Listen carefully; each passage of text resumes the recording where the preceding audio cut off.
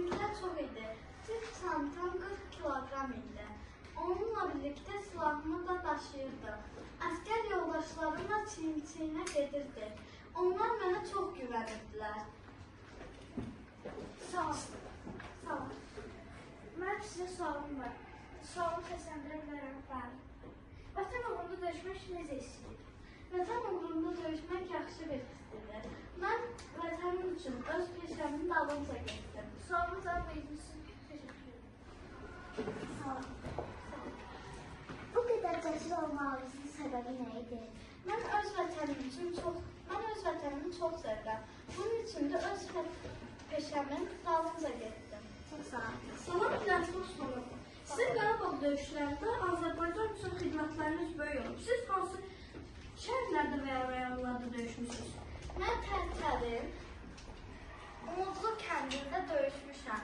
Ən çətin yer oraydı mənim üçün. Sualımı cavab verdiyiniz üçün təşəkkür edirəm. Sağ olun. Siz başqa hansı çətinliklərlə rastlaşmısınız?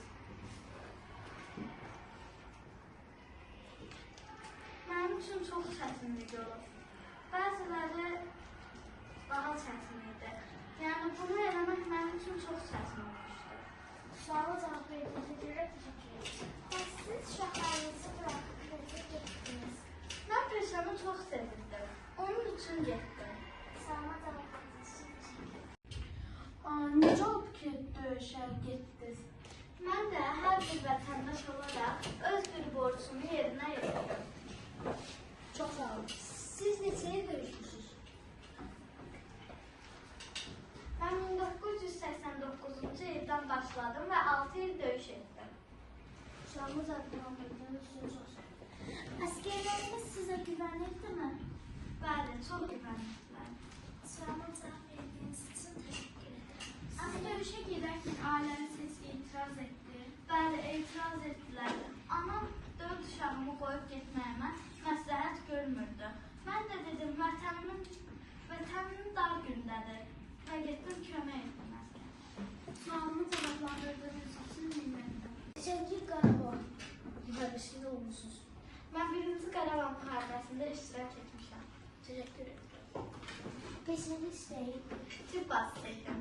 Sualıma cavab verdiyiniz üçün təşəkkür ederim. Sizə Qarabağ müharibəsində necə çağırdılar? Mən onların və qardaşlarım ilə getdim. Bu öz istəyimdir. Cavabımı cavablandırdığınız üçün təşəkkür ederim. Siz bu müharibədə necə adlandırırsınız? Mən Həzər deyə adlandırırdılar. Amma mən öz adımla adlandırmalarını istəyirdim. Sualıma cavab verdiyiniz üçün təşəkkür ederim. Çətinliyə uğraşan müharibədən çıxa bildiniz. Bəli, çıxa bildim. Sualıma cavab verdiyiniz üçün